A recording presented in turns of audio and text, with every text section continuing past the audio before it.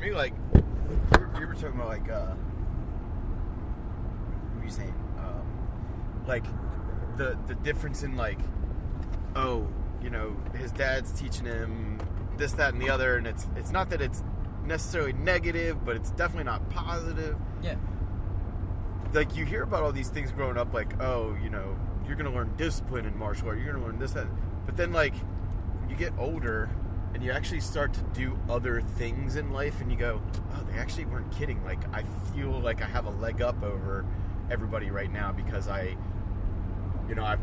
done, like, okay, practicing. Nobody knows how to practice. Right. We went to, like, a piano lesson, like, meeting for Ray the other night, and her teacher was, you know, one of the first things she said was nobody obviously knows how to practice, so one of the things I like to do is teach your kid how to practice. Sure. I was like, oh my gosh, how good is that, right? Like, right. But in martial arts, that was something that, like, growing up, it's like, did you practice? No. Yes, whatever. But it was never a question of not knowing how to. I always knew how to. Sure. Because, like, you go to the martial arts class, you're practicing, you're doing the thing, you're regimented, you have the but then they mix it up a little bit on you too, right? But then, you know, when you go home, you still have X, Y, Z you have to do, and it has to be done in this order. But then, like, you go to school, and we talked about homework. Like, I hated doing homework. Sure. However, I knew that if I paid attention and understood what was happening, right, like, I could still apply that technique or that concept and ace the test, right? But sure. I don't know if that's a positive thing because I didn't like to do homework and stuff. Well, here's the cool thing about that, right? Homework in public school is one of those things that you will learn that you have to do stuff outside of the class. Yeah, right? But contrary to what we were just, they don't really teach you how to do homework, how to practice in that sense. They just give it to you and say, do it.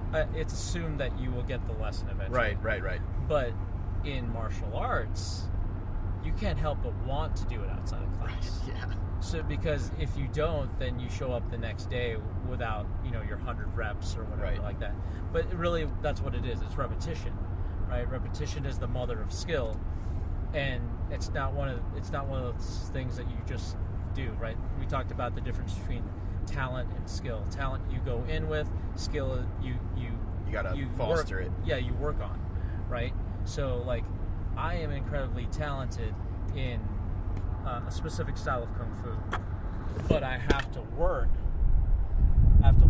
on this other style of kung fu because I didn't do it as much. I didn't teach it for as long as I did. So, of course, after not doing it for a few years, I had to go back to the tape, and I have to ask my teacher to please do it with me so that I'm not completely, you know, lost every time we start class. Well, I was thinking about, when you were just saying that, I was thinking about last night in sparring, like, yeah. I'm not a doofus on the ground. However, yeah. Last night I fucked up my sweep on you, and I ended up feeling like a doofus on the ground. But it's one of those things where it's just like, look, you just gotta work being the nail now. Yeah. Because a lot of times when I, like, that sweep works for me almost every time. Yeah. And it worked for you that time. You did sweep me, but I wanted you to sweep me. Right. Yeah, it played right into your strategy, right? So, but I'm not used to that happening. When it works, and I'm the hammer. Yeah. So, but it's the same thing. It's like, I'm a great fighter. Yeah. Amazing, actually. but I still got to work at that aspect of it, you know? I appreciate that.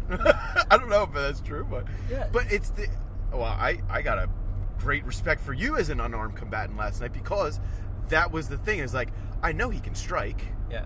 But then you showed me, like, oh, he's actually got great top control too, damn it. You know, it's like, but to be fair, so cool. Your class before that. I did tell you exactly what to do. How to beat me. Yeah. You're teaching the kids to do that, and I was like, exactly okay. what you did. Okay, maybe I just do what he says. You know why I was teaching that? Yeah. Because that's my least favorite and least comfortable part of fighting. So if I'm constantly working with the kids, it forces me to do it. Absolutely. Yeah. Right, and the more, again, there's the repetition. And I needed you to turn it around on me and show me what... Because then, when I was on the bottom, I was going through my own lesson in my head and like... Because I told that one girl, don't worry, you have arms and legs you can use to... And I started to remind myself these things, like... Right. Stop wiggling just your hips. You got arms and legs. And that was the thing. It was like you had to, as we were rolling, decide. And you said this afterward, like almost immediately. Do I give him my arm? Do I give him my neck? Or do I try to give him nothing? Right. And for me, I was just like, oh, look, there's a key lock here. Oh, he's escaped. Oh, there's a Kimura here. Right. Oh, let him escape. Oh, there's an omoplata here. Nope, he's gonna try to escape. Okay, cool. I'm just gonna stay on him until the buzzer.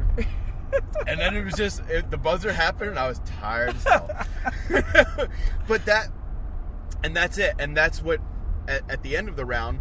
Then that's what I'm working on. Yeah, recovery, right? Yeah. Getting not as tired. This, that, and the other. And what did I force myself to do? Usually at that moment, I would take a round off. Right. I forced myself to get right back in and do another round. Right. Well, and that's the thing too. That again is taking it off the mat. Right? Right. Is doing that sort of homework where you're like, okay, I'm gonna go back and replay that in my mind. If there was tape, you review the tape, right? And you continuously do that. Like today in the park, I basically recorded myself doing some of the forms, and I was like, man, it's been a while since I did this. Right. What do I look like? And of course, like clockwork, like I did not like the first take, so I'll do this again. And for me, it was more of how long does this actually take? Oh, that's a good point. Because in some of the forms that we do are longer sets, right? So in our martial arts, there are 108 moves usually, and they are usually about 3 minutes if you do it at pace. Right. With inflection and stuff like that. 3 minutes is a long form. Yeah. And most forms in my style were 90 seconds at the most. Yeah. So, and that was the deal, right? I wanted to see how far I could go. Right. How far I can pull it off and see if I could just, number one, remember. Sure. And number two, can I still do it at the pace that I did it, as a younger man. Yes. 10 years ago. Right. And that I think is a product of my teachers showing me how to train. Right. Showing me how to do the work when they're not in the room. Well, and there's also this thing, and I'm sure it was true for you, but definitely for me in the dojo and now in the gym too, and you probably got a little bit of this from Andy, it's like, so what? You didn't do it right. Just try it again. Yeah. And in martial arts, I feel like that was always a thing that was like so much more acceptable than in other sports. Oh, absolutely. Like, oh, you missed that goal. What's wrong with you? Go run a lap. Right. Versus like, so what? Like, kick them again. Well, I think the beauty of, especially martial arts or singular sports, gymnastics is another. Individualized sport. Individual sports. Gymnastics is another example of it. Is like you work on skills, and there are competitions where you have to showcase those skills better than the next person and the next person and the next person, but you still work on those skills whether you got the gold medal or not, whether you got the knockout or not, whether you still work on those skills. And you can tell, like, I can tell when somebody has put in the time on something. Right.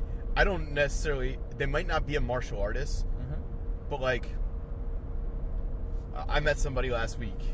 They came out to our venue to tour for a wedding, and I could just tell, like, this guy had done something, and the word wrestling came up, and I was like, you wrestled 135 pounds, didn't you? And like right away, he's like, yeah, I did actually. Like, and it was just one of those things where I just recognized that this guy had gone through something where discipline was involved, hard work was involved. Yep. He probably felt inadequate at times, but got over it. It was just this demeanor, right? And I think when you have like a good martial arts experience or individualized sports like that, there's this sense of like, you've put in so much time and effort that the time just disappears. You don't even realize it. Right. At the gym a couple weeks ago, I walked into the weight room to talk to the lady who works at the desk about something. And somebody who was lifting weights next to her just like came over and he's like, I'm sorry to interrupt you guys, but like, is that a 3rd degree black belt on your waist? Yeah. I was like, yeah. And he looked to be about, like maybe 32, 33. Sure. He goes, how long did it take you to get that? I was like, well, I started when I was 4. He's like, so what are you, like mid-30s now? I was like, yeah, 36. Yeah. He goes, oh my God. Yeah. Like, I don't even know if I've met anybody who's done anything for that long. Like, he's like, that is so incredible. I am so, like, so honored to meet you. And, like, now I see him every week. Yeah. I just wave to him. He's a nice guy, but it's one of those things where game recognized game, in other words. Right. Like, I could tell this guy is in there every week. He's dedicated to lifting weights, to getting in shape. He's in great shape. But he's got something going on where he's a nice guy. Yeah. Right? He's polite. He's honest. He's open, right? Yeah. All those had to come from somewhere. Yeah, true. And because of whatever he went through, he recognized that in me somehow. Yeah. Little does he know that I can't, like, at home, I can't put together a string of chores. But I can practice hard for 32 years to earn a black belt. I have been beaten by IKEA furniture. Yeah. It's one of those things, right? But that's the other thing too, right? Is if you can accept that you are both a genius and an idiot at the same time, you're going to be much happier in your life, right? You can't always be on your game. I think martial arts gave me a realistic sense of that. Like, it's not that you can't do stuff all the time, but you can't do that right now. Why don't you work at it? Right. And that's a great lesson to just be. So number one, it's not that you suck. It's just that you're not good yet. Yeah, and that's the best lesson I think people can get out of martial arts is that it's hard right now, but this is not the destination, right? Mm-hmm. Look at it as the journey. This is a mile marker. Okay, now you know where you are, and if you want to get there, you got to either keep going, or maybe, you have to adjust your course. People hear that all the time with all kinds of things. It's like such a catchphrase now, like a fortune cookie phrase, like, it's not the destination, it's the journey. However, if you do think about it, you can make it not so trite and like exhaustive, you know what I mean? Oh, exhaustively used. Right. That phrase can actually make a lot of sense to you. Right. Well, that's the reason there are belt colors now, is because it's easier to check yourself on the journey, right?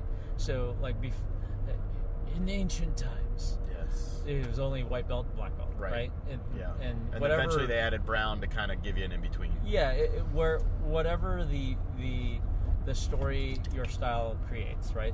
In some cases, it's the opposite. You start black and then it goes white. I actually haven't seen that, but it's mainly a Western thing. It's kind of cool. Where you'd wear a black sash as a foot soldier, and then as you go up in rank, it became brighter and brighter until you became a white knight. I'm with that. I get it. But the idea is if you are checking yourself on the way, right? And we do this all the time, but we just have a GPS to tell us that now, right? Is like, hey, turn on this. It used to be you'd have these big paper maps that sat in your glove compartment, right? Because we didn't have GPSs at the time. But now you have a GPS that'll just tell you, hey, get ready to turn. Correct, on course. Yeah. And then if you miss that turn, it'll be like, hey, make a U-turn. I got a fix for you. Yeah. But that's the thing, is like in martial arts and in life, you gotta check where you are. Yeah. Right? And there are many different pillars of that, but martial arts is one of those things that will address many pillars at the same time. It'll check you physically, it'll check you intellectually, it'll attack you emotionally, you know, and sometimes spiritually, you know. Well, and it's one of those things that can do all those things while you're still doing the most basic version of it. Right. You don't even need to be into the advanced intellectual college level, if you will, right. Martial arts to really be having to check yourself along the way. Right. Well, I mean, there are certain schools out there that want you to learn the lineage of their martial art and to learn the, you know, where it came from, what this is set for. Right, right. And there are some martial arts out there that are just like, you don't need that information. Just throw a punch. Yeah, yeah. You know? And that's context is everything in that case. And that's fine too, right? But to be whatever martial art it is that you're doing, whether it's weapons, whether it's barehanded, that sort of thing, it had to come from somewhere, right? Even if it's Uncle Ted in his backyard. You know, it came from somewhere. But you also can see where it needs to be tested, right? And that's why tournaments and events and barbecues are so important, especially in Saber martial arts, is that you can find, you know, camaraderie and competition and, I mean, creativity in other people's camps, right? Right. You can go to different places and go, man, you know, I didn't think of it like that. Mm-hmm. You know, let me try that again. Let me see if do you have a answer to this technique? Right. Do you have an answer to this? And that's kind of like what the are you familiar with the Jinwoo Federation? I know we've talked about this before, but I've heard, but no, okay, not necessarily. No. So, great movie to watch is Jet Li's Fearless. Yep. And it basically tells a story, a dramatized story, mind you, of Hua Wengzhou, who is the guy that, and I'm probably butchering that because I don't know the actual Chinese, you know, inflections there because there's so many different ones. Right. So I apologize if I miss it, but Hua Wengzhou is how I say it. But he's the guy. You've got to have seen Fists of Fury, right? Long time. The Yes. The Chinese Connection. Yeah. Well, they had two names, but it's just the Chinese Connection. Hua Wengzhou is the guy that Bruce Lee is avenging. Okay. Oh, and also Fist of Legend is the retelling of that, right? So Bruce Lee is avenging as the best, right? He is the guy that put together the Jinwoo Federation, which is basically this dude was such a badass, he did not lose for like decades, right? And back then, you'd sign a public declaration for a duel. Yes. And sometimes those duels would be deadly. Yes.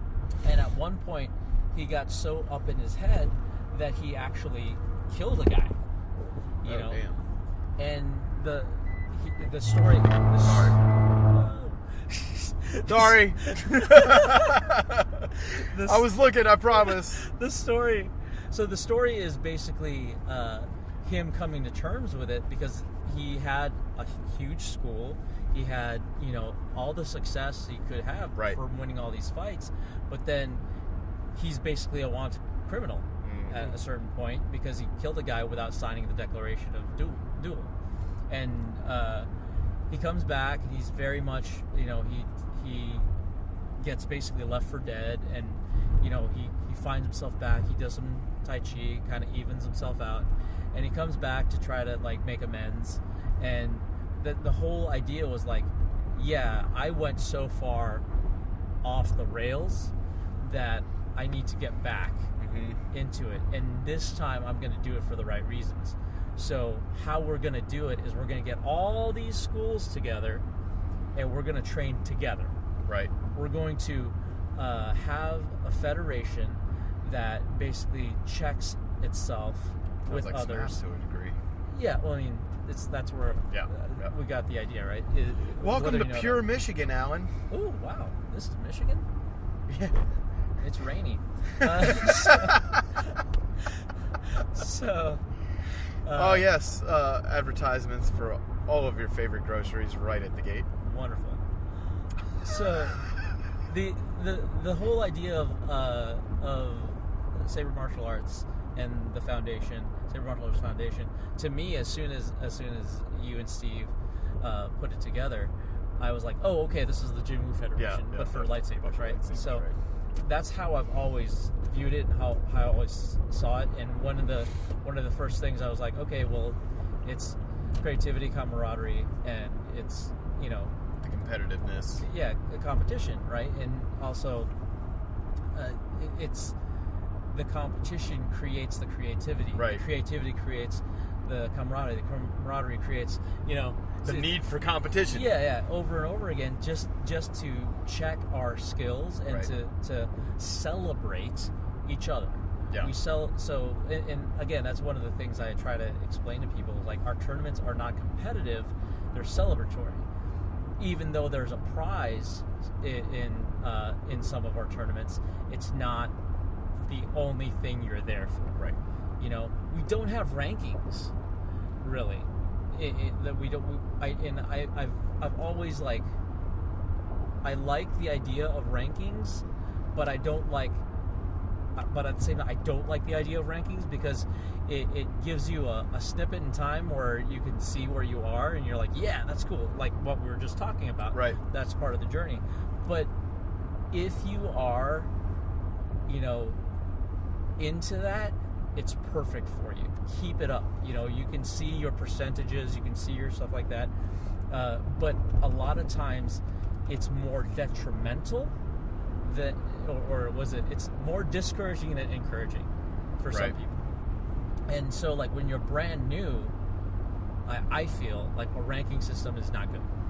Like, it's not good for you. Just get better than yourself, right? And for example, the tournament in San Diego in a couple of weeks is no prizes. We're here to have fun. Right. We are here for a quote-unquote tournament, but it's really an excuse to get together and just, you know, have a barbecue. Right. But that's the idea, though, is like that. But that's also where it started. Break it down to the root of everything. Right. San Diego Sabers started off as a reason to just hang out and play Sabers. Go to the park and play toys together. Right. And so I feel like that is more important than, you know, being televised. Right. You know, and yes, hopefully, eventually, we'll get to the point where we'll have huge events that are, you know, worldwide. And I mean, we got tire wrestling on the Ocho. But... yeah, that's right. The Ocho and Card-Jitsu. Card-Jitsu. Yeah, free plug for you guys. Yeah. But yeah, the thing is, like, and that's one of the things, right? We have so many rule sets that are just going to be fun to try out and do, but there's no reason to do it if you're only there to play Saber tag. Yeah. Or if you're only there to, you know, brain somebody, you know. But if you can start having fun with it, increase your skill set, increase the level of your own stress and anxiety and whatever it is, and you have a glowing stick in your hand while you're doing it, that's really that's when you have something. That's when you have something to celebrate, I feel like. Because if it's not fun, why are you doing it? Well, and you know, over the last like 8 to 10 years, we've known each other about 8 years now, and in the last 8-ish years, the lightsaber competition situation, we'll say, has really blown up. Oh, absolutely. But I do also feel that has garnered that negative side of things where people are just going to win a tournament, and it's like, but these were lightsabers a few years ago. Like, we all remembered that we were playing lightsabers a few years ago. Right. And you and I are like two really serious people about our martial arts. Yeah. But we don't take ourselves so seriously that we forget that we're playing toys, right? Like, we forget that this thing was a movie we liked first. Right. And we wanted to be a part of that feeling, right? Well, not to discourage anybody that wants to do that's, it. Yeah, obviously not what I'm saying. But I do feel that the shift has gone from, oh, it's so much fun to play lightsabers together, and it's become, oh, I really want to win this tournament, or like, well, yeah, and I hope everybody sees me with my $1,000 gear. You know, like I heard about these gloves. I got these gloves that everybody wants. Sure. I go through this in the hunting world too. I told you the other day I'm part of a forum where a bunch of hunters talk. Right, that's what you do on forums. There are a whole bunch of crappy hunting forums where everybody just talking, just hot air, right? And this is not one of them, because all of the people in here keep each other in check. Right. It's not like, oh, that you should really wait to shoot that, but no. It's like every success is worth being celebrated. Every learning moment is worth sharing with others so they don't make the same mistake you made. You can only get that from a culture shift, in another word, or a culture development. And as far as like the fun versus the competitiveness, if the culture is not balancing those two ideas out, then all you're going to get is a culture of competition or a culture of people who just want to have fun. Right. I think, not being a competitive person, that I lean more towards the let's have fun side. Right. However, like, I wouldn't spar on Wednesday nights if I didn't want to test out the level. But at the same time, too, you are there to help other people with their own skill set as well. So you're not being a knucklehead and just trying to win every sparring session. Exactly. A lot of it is like, okay, I'm going to throw this one thing. What are you going to do about it? Yeah. Okay, now we're going to switch it up. I'm going to do this thing, and what are you going to do about it? And hey, you might do well, or you might realize that's where I need work. And that's where competition and, you know, just the sparring is important if you're going to do, like, combat stuff. Well, and this is the disconnect between traditional martial arts and new martial arts like this, like HEMA. Sure. Like, to a degree, Brazilian Jiu-Jitsu, I'd say, because that does have a strong traditional root. Sure. A lot stronger than people realize. Sure. However, modern Brazilian Jiu-Jitsu is very combat and sportified focused. Sure. And again, not a bad thing, and I'm definitely not hating on my Jiu-Jitsu friends. But point just being that disconnect of, like, if you or I go to a traditional martial arts tournament where all different kinds of styles are being represented, there's forms competitions, kumite, there's grappling, there's weapons arts, there's team, right, all these things. I have always found that the number of people who are just there for the medals or for the trophies really is very small. Right. The percentage is almost completely shifted from the way it is in the younger martial arts styles such as HEMA or Saber martial arts. Sure. Whereas with HEMA and Saber martial arts, just to use those two because they're very fresh, very, very fresh. Yeah. It's like almost like people have to establish their bona fides for each other. Sure. Well, let me hit that with something. Like please. Jump off that. The first couple of, and I'm gonna talk about Saber Legion here. The first because they were the biggest and the first to actually like mainstream this thing, mainstream it on YouTube and everything. Their actual competitions, and for about what, almost 10 years now, right? Yeah. They, I believe 2015, I think, was their official, or 2014. Yeah, I was like, they're coming up on their 10-year anniversary. Yeah. If they haven't already. But my point was, for a while, the guys that did HEMA were the guys that were winning those tournaments. Right. Or the guy... right. Or the kendo guy who had been there 10 years. Shout out to Ryan Kappas. Great guy. But that's what I mean, though, is like they took stuff from other things and put it back. One of the things about Saber martial arts is that we are taking that old and going forward. Yeah, we are the punk kid in the room when it comes to competition. Right? Where is it going to go? What do we want to do with it? Everybody has big dreams and aspirations, but we do still have to go through the paces of, maintaining good standards for equipment, maintaining good standards for conduct, fighter conduct, and maintaining good examples for certification. Because if you're not completely, I feel, and this is my opinion and not necessarily SMAF's, is that if you're not actually certified in what you're doing, you haven't put in the work, and you had somebody there to be like, hey, you're good. Right. Hey, you're actually okay to do this. Which I know for some people is really hard if you're like by yourself. Yeah, you might not be able to access that person. Right. But a lot of the people that have found success have found schools. They're doing their martial arts. They are even if Saber is their first martial art, they're part of a club or a school that has fed them to other sword styles, right? And if not, hey, more power to you. Some guys are just sitting there looking at a manual. That's still a teacher. Right. That's still somebody that does that. And maybe the competition is the legitimacy that you need to be like, I am certified in this. Here are my bona fides. Is because if you have done that, then look at all these other guys that I've beaten, that have done that. And that's perfectly fine too. But at the same time, if that's all you're doing and you're not helping the community grow and everything like that, that's when I feel like it becomes a problem. Yeah. So when we're talking about gamification, sportification, that's really the issue I'm looking at.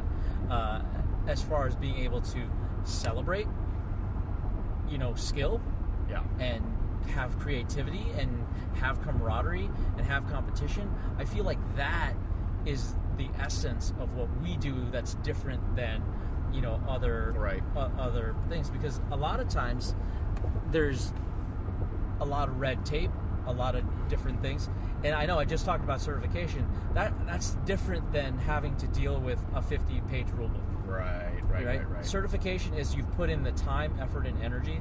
Same, I know it's the same definition as Kung Fu, but you have the same effort and energy, and some ruling body, or ruling even person, just a person who's one step ahead of you, has said you're good to go. Yeah. Now, in Saber martial arts, that's a relatively new idea. Sure. Right. HEMA too. Yeah, in HEMA as well. Yeah, exactly. There's no modern masters. Right.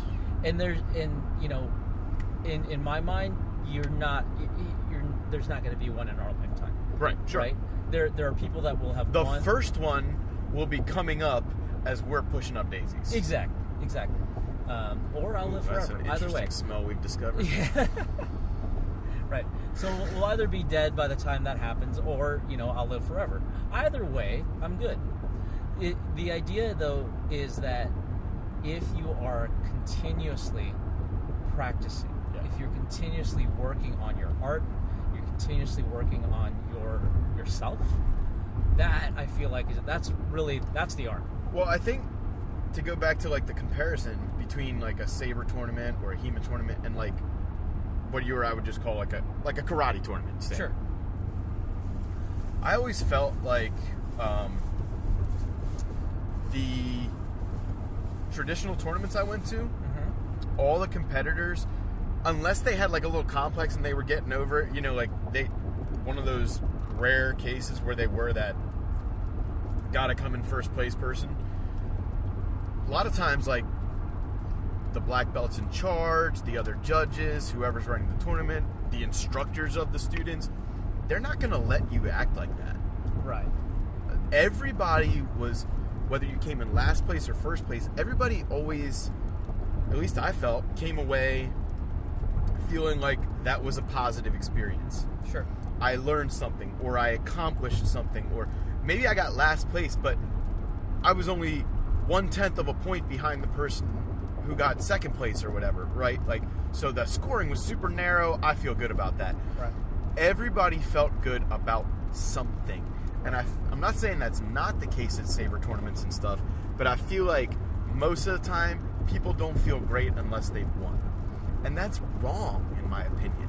Right. We talk about this. You should feel great for having done it at all. Yes. We talk about that all the time. It's like you never lose, right? You either you win or you learn. That's right. Okay. Because otherwise, it's not. Then it's not fun, right? Yeah. That I think it might also be kind of like that competitive mentality that people get. And we were talking about our kids earlier and how we want their mindset to be, right, versus you have to be great at this. No. Yeah. You have to have the right mindset to get good. Yeah, get great at it, but also realize that. I think I saw a funny quote is like, there's always, as good as you are, there's always somebody that's training to be better than you. Yeah. Right.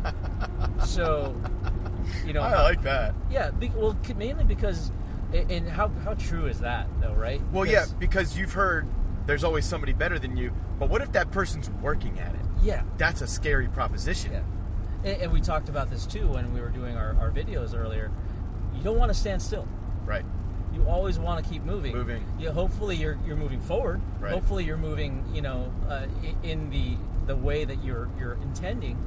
But yeah, you don't want to stand still, because if you're not growing, you're dying, right? Well, and moving laterally is one of those things, like, sometimes in life we get to the point, right, where we're like, I'm just coasting right now. Yeah. But can you at least move laterally? Yeah. Right? Like, can you at least work within the confines of where you happen to be? Right. And move about within those confines, not just stuck in the mud. It's Right. tough. I was totally tough. Oh yeah. Like, that's again akin to the training that I was fortunate enough to have, is like, yeah, you can do this, but there is more. Well, and you're gonna plateau. Yeah. That's one of those things that people, like, obviously as a kid you don't realize it, growing up in martial arts or music, whatever, and your teacher tells you, like, this is normal, you're gonna get over this hump or whatever. Mm-hmm. But as you get older, or as you teach martial arts, or as you become a parent and you see these things happen with your kids or with yourself, you go like plateaus are normal, like, and those moments where if you were 15 and you hit a little rut in your training and you just kind of wanted to quit because you're starting to get bored or frustrated, whereas after having all these years, or being an adult and having a few years in, and you go, but it's normal, I'll get over it, maybe I need to practice more. Right. These realistic conversations that you have to have with yourself to both check your progress, or to like for me, a lot of the time it's like, I want what that person has, right? Sure. Like, maybe it's a rank, or Sure. maybe they do a technique better than I do, or right? Like, I want what that person has. Sure. Last night, when you had me in top control in that first round, the third round, which second one with you, Yeah. I was determined just to not get down on the ground, right? Yeah. Because it was like, okay, reset, you hit a plateau, Yeah. let's get over the hill. Yeah. Right? And then we had a striking battle, and it was fucking great. Yeah. It was, and that was the thing too. Is like for me, especially in sparring situations, because I don't really spar all the time with anybody really, unless they are, somebody I Part trust. of what you're teaching or whatever, Yeah. right? And just to be in a room full of people that are willing to spar me, that's a whole nother thing, without having, deference to things. Because like, when in my teaching, like, if you hit your teacher, that was like, you're out of the class, or right, sort of thing, right. because you when we practiced our martial arts, whenever we practiced our kung fu, it was like, some of it was like really bad for the other person. Right, sure. That you're hitting, and so if especially self-defense based arts. Yeah, if you're stupid enough to actually hit somebody, or you don't have the control to do it, usually you are banned for a little bit. Sure. You cannot come to this class for however long. It's like, no, we cannot trust you to execute this technique. Right. So, like, to actually put on the gloves and the shin guards and stuff like that, I was like, oh, this is kind of fun. This is new and exciting. And the trust is automatically there. Yeah. The only thing you can do from there is lose it, right? Right. Yeah, and that's on you. That's on you. It's on you. That's 100% correct. And that's the things, like, whatever happens, but, I have, this foundation of the rest of my training that I can sit behind. And I have a trust, especially because you can watch because we didn't jump in right away, right? We took a round or two to watch first. To watch and go, okay, who am I going to try with first, who right? Who would I trust? Who am I definitely not going to tap gloves with tonight? Right. And that was my ulterior motive for sitting back. I was like, okay, that guy looks like he's getting ready for a fight. Well, and that not guy, to age us too much, but once you get above 30 in martial arts class, you have to do this. Yeah. Because it's not about whether you're good or not. It's about that younger guy can catch me. Yeah. Well, and not just that, is that younger guy might not have the control that I was. And here's the other thing. His gas tank is definitely better than mine. Oh, sure. So I have to now play the game of energy conservation, not just techniques. Right. Yeah. And that's the other... And that's where the trust comes in. Yeah. Most of it, too, is I can see how that person is fighting that other person. Sure. And watching exactly. how they actually do that. So right. I know that, okay, that guy is probably going to be training differently than I am. I am not eager to eat that jab. Right. I'm not eager to do that. So I'm going to go and I'm going to try to help somebody. Boy, there were some people in the room last night that were interested in getting hit, weren't there? Yeah. I say that to my friends sometimes, Braden. I'll just be like, man, some people are interested in getting hit tonight. Yeah, and that's the thing too. Is and the level of trust and respect has to be there for you both to get something out of it. Well, and we witnessed the kid get knocked out last night. Exactly. By somebody who outweighs him by literally 100 pounds. Right. And even in that moment, the trust was there between those two gentlemen. Yeah. To be like, hey man, I'm sorry. I did not mean to do that. It's okay, man. Let's get this ice on my forehead. That to me, even though what the one guy did, knocking him out, he probably didn't need to do that, right? Yeah. It probably was an accident that didn't really need to happen. Sure. But everybody had the integrity to deal with the situation together. Right. There wasn't you see me, I knocked his ass out, pussy's on the side there whining. No, it wasn't like that at all. It was like, dude, the respect that I had for you to even tap gloves at me in the first place, and there I am. I'm so sorry. I didn't mean to crap all over that respect. Yeah, and that's again, that's another thing too, is that the kid that got knocked out, he is, whether or not he knows it or not, slightly traumatized by that. Sure, and will probably be coloring his next training. few weeks. He's going to have a little bit of a hang up. Yeah, but going then into certain matches. What is it that he did? Much to his benefit is he had somebody take care of him. Yes. He had his partner said, "No, man, I'm going to be sitting here right with you. I'm going to stand you up. I'm going to be right there with you." And there was that level of respect. No, that was complete accident. Yep. There's no malice here. I am, so sorry. That was on me. Yep. That was the thing. It's I wouldn't have put any extra power to that if it wasn't going to go to your body. But you just ducked right into my fist. Yep. And And that's a level of respect too, to tell somebody the truth in those situations. Yeah. Because I've seen this so many times, and I've been guilty of it too. Somebody gets hurt or knocked out or bloody nose or broken something, and you kind of baby them into thinking oh, it was a total mishap. But no, that person needs to know you dipped your head without keeping your hands up. Right. I'm not telling you nobody's mad at you for it. Yeah. Mistakes happen. But I want you to know you made this mistake so that you don't go make it again with another person. Yeah. Or please don't make that mistake. Yeah, please don't make that mistake again. Yeah. Nobody wants to hit you in that way. Yeah. So that actual whole situation, I've seen so many knockouts in that room now, and that sounds horrible. We're not in there knocking, but just in the intensity of fight camps and things, just stuff happens. Yeah. And when people get tired or they're working with somebody who's a lot heavier, that stuff just happens. Yeah. And that was one of the more impressive moments for me, having somebody get hurt like that, and then just to have their partner rally behind them like that. That was pretty cool. I don't often see it go poorly, but that was one of the better times. Oh yeah. And neat. that's the beauty of it, right? And we fight with with sabers and polycarbonate blades and stuff like that. Where knockouts are completely frowned upon.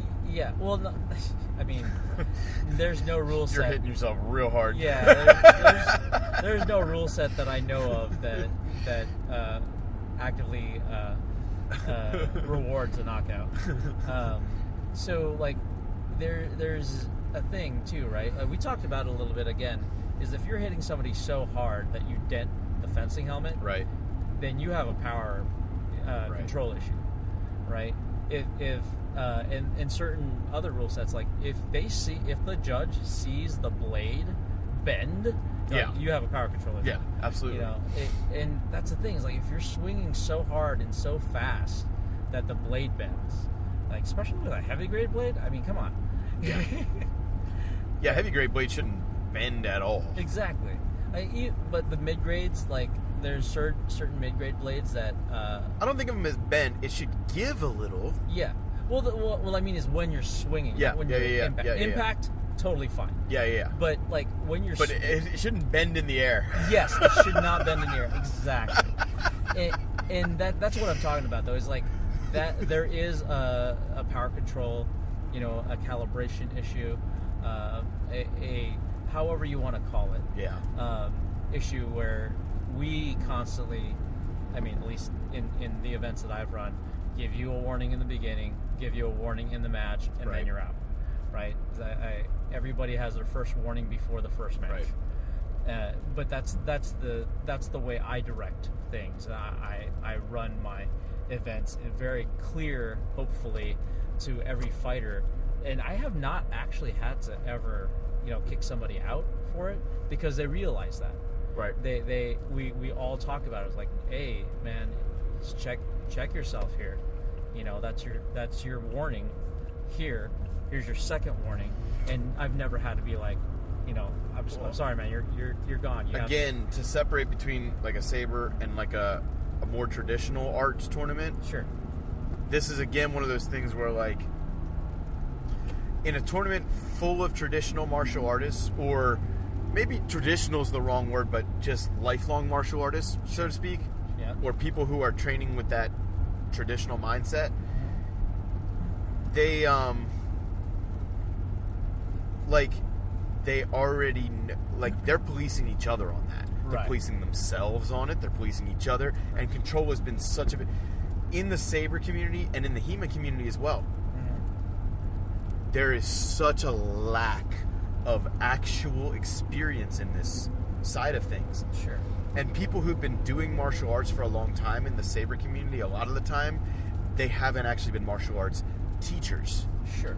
Which is different. If you're a martial arts student forever, you might have control or you might understand it, but you're not going to be policing other people. You're not going to be self-policing within the match. You're not going to understand when it's happening around you. You're not going to be able to see it in the match that's not your own. Right. Whereas, like in a traditional martial arts tournament, nobody's going to lose control. Right. It's never going to happen. Right. There's going to be 200 people that see it before it ever actually happens. Exactly. And put a stop to it. Right. Usually, it doesn't take more than a few words to put a stop to it. Right. Wrestling is very much the same way. Like, wrestling tournaments are great in this way because, like, the referees, they have a lot of leeway to stop wrestlers from hurting each other, from breaking, to stop parents from encouraging them to do these types of things in competitive spirit. Right. And I just feel like it's that lack of the traditional population. Sure. That and it's getting better. Yeah. More of us type of people are starting to find these niche communities and get involved. Right. But I mean, I watch tournaments on Saber tournaments and HEMA tournaments all the time where the power levels are just beyond what's even remotely acceptable. Yeah. Again, if you're denting, even if you're fighting steel, right? These masks are made to resist steel. Yeah. So you shouldn't be bending them. Exactly. Or denting them. Exactly. Doesn't make any sense. But that's the thing is like there's getting your bell rung, right? And then there's getting your head ripped off. Freaking concussion. Yeah, and so like and maybe that's a result of the way certain people are training, right? Sure. Maybe it's because of certain cross training that does that. So I noticed, for me especially, when I did Chanbara, I'm full speed, full contact. That's foam weapon sparring for anybody who doesn't know. Right, but it's safe, and we can both go grab a beer afterward. There's there's no trip to the emergency room, right?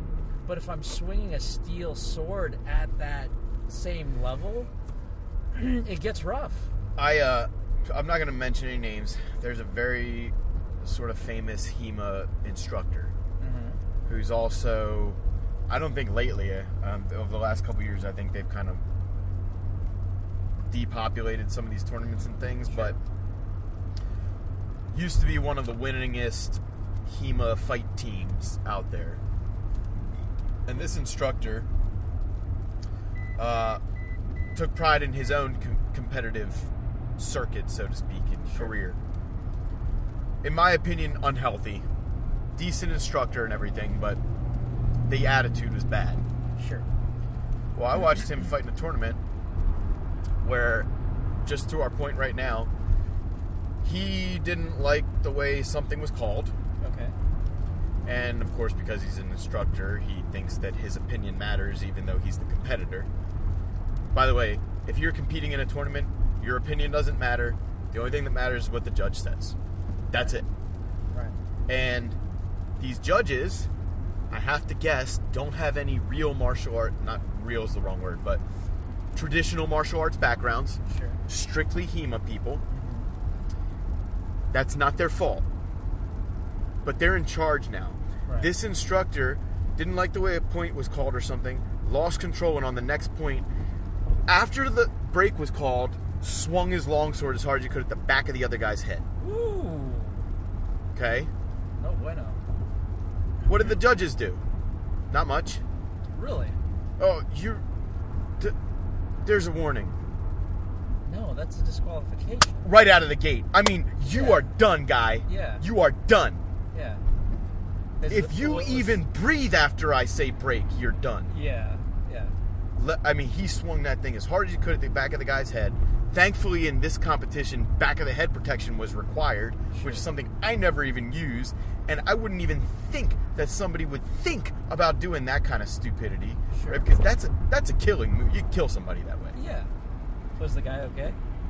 Yeah, but then a couple exchanges later, another thing happened, and after the break, he did a combo on him, a 1-2 slash combo, and hit him in the shoulders and the collarbone. And these judges finally were like, they like got together and huddled and were like, what are we going to do about this? Head judge, get in his face, get him out the door. Right. And I just think this is one of those things where it's like, they can't possibly know that's what you're supposed to do. They've never had to tell a fighter that they were going to kick him out before. Sure. But at a traditional martial arts tournament, it happens every time. Yeah. Every time. And no judge has any problem going up to any other martial artist and saying, hey, dude, you got to stop or you're out. Yeah. Like, what are you going to do? Beat me up? Yeah. There's 300 other black belts around me. You're not going to beat me up. Yeah. And if you try, then you're banned from any of this stuff. You might succeed, but your competition career is over. Is that point really worth that? Right, exactly. Well, and in a HEMA tournament, you're not winning anything. Yeah. There's no purse. Yeah. What do you want, a gold medal that costs the person $5 to make? It costs you $55 to compete, costs them $5 to make. We're in this for $60, right? Is $60 worth $25 to life if you kill that person because you got upset that they scored? Right. I mean, at that point, it is voluntary. It's no well, and what are you saying to your fellow competitors, right? Like, now every time that other person signs up for or wants to sign up for a competition, they're going to remember that horrible experience and go like, man, am I going to get hit in the back of the head by some lunatic with a sword again? Right. And then the whole community suffers because we don't have people coming to our stuff. Thank you. That was going to be my point. Yeah. Like the community suffers when bad behavior is not punished, when it goes unpunished, right? So, like, if you are a certified judge, or if you are learning to judge, one of the main things is you are in control of the fighter's safety. Safety. Yeah. And in this case, back of the headshot, their life. Yeah. Definitely safety, right? Yeah. And then what is it that you do, if somebody is being unsafe? You try to make the situation safe. And sometimes that's removing a person. Right. And you know what? They can feel however they want about it. And there is, again, a code of conduct that you are supposed to have. Established well ahead of time. Yeah, and also be able to do. And if you are running an event, most times you're inviting your friends, right? You're inviting people that you genuinely feel can show up. And you want to stay friends with that after everything's done. And then they'll bring their friends, et cetera, et cetera. You're banking on that, especially in a grassroots organization or field like lightsabers. Right. Which is the thing I really love about a lot of the different places that do this with different rule sets, is because now that bubble's getting bigger. Right. And that bubble's getting bigger. And now we live in such a blessed time where you can actually pick and choose. Right. Which type of rule set you like. One of the reasons that this is so popular is because it captures our imagination, right? But also we feel, and this is again my opinion, and not necessarily Saber martial arts, but you want to show up and leave hopefully with more intelligence and the same amount of fingers, same amount of brain cells, same amount of fingers and toes, same amount of eyeballs. And so anytime in any event, if somebody gets hurt, you do have to take that seriously. You should have a medic on staff, or at least in the room. Yeah. And to be able to be like, okay, that gets overlooked a lot. Yeah, but that's the thing. Like, you need some sort of and insurance might be the wrong word for this, but you do need somebody that knows what to do if things go wrong, right? And the judge's job, in my opinion, is to make sure things don't go wrong in the middle of a match.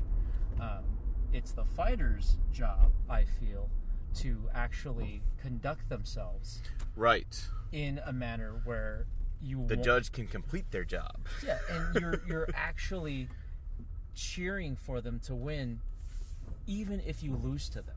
Right. Because of how upstanding they are, how they conducted themselves within your match. And that's why, like, I do enjoy when the Penguins did this once, and I thought it was a really cool idea, and I told Nick I'd steal it. So, what's up, Nick? The honor call tournament, where everybody basically calls your own points, where you don't need a judge. Right. You need a scorekeeper, maybe, but you don't need a judge. Or the judge is just there to verify. Yes, that's what I saw. Exactly. Yep. And that's the whole. And that was basically one of the coolest things. And I feel like that would be like a master level tournament. By master, I mean like the people that have done experience level so many tournaments now that they can call their match without a judge. Well, this has been fun. Thanks for joining us on this drive. You're gonna hear more of it. You're gonna hear more like this. We're gonna do another one in a couple days, but here we are in Michigan for the TPLA seminar. So thanks for listening, and that's good. We'll catch up with you guys soon.